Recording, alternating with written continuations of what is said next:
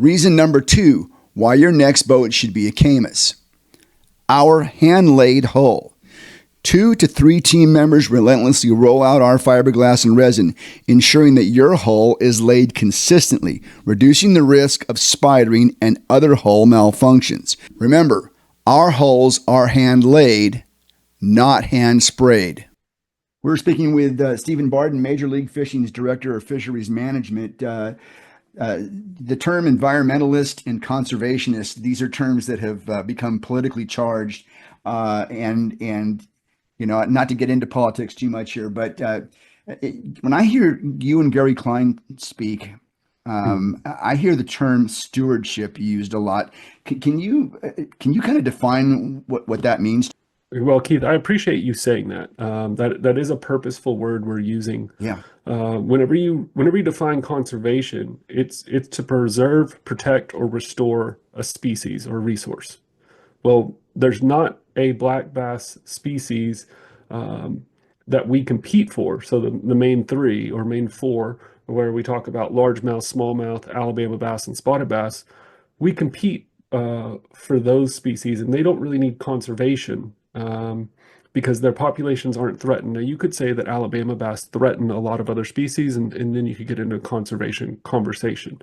There are some endemic species like Guadalupe bass or Swanee bass that really have small geographic ranges that do need conservation status. Stewardship, on the other hand, isn't talking about preserving or protecting a species or restoring a species. What it's talking about is being a responsible user of a resource, educating yourself on what your impact is on that fish population and what an angler should be doing to improve the fishery.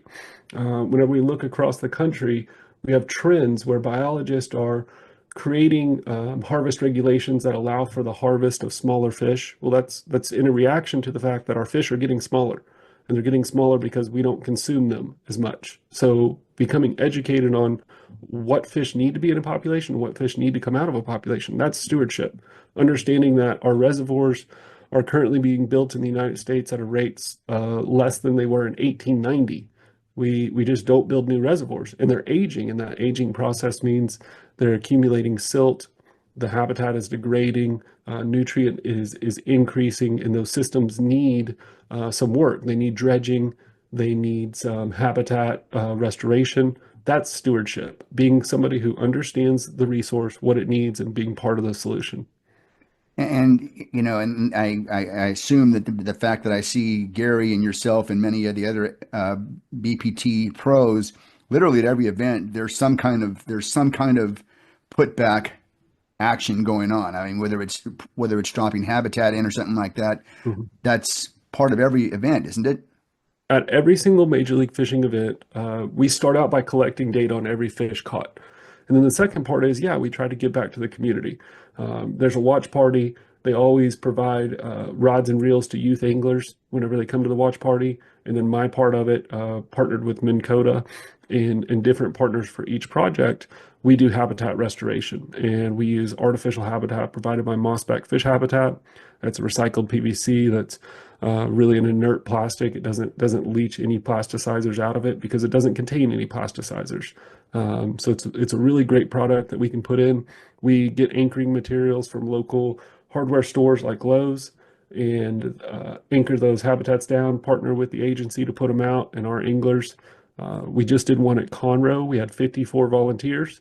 That included 7 different high school bass fishing teams. It included Bass Nation Tournament Conservation Director Dave Terry, Texas Parks and Wildlife, and the SJRA. So we do these projects, to improve habitat, and we focus on areas where bass are going to be released. Popular boat ramps where tournaments are happening and bass are going to be released.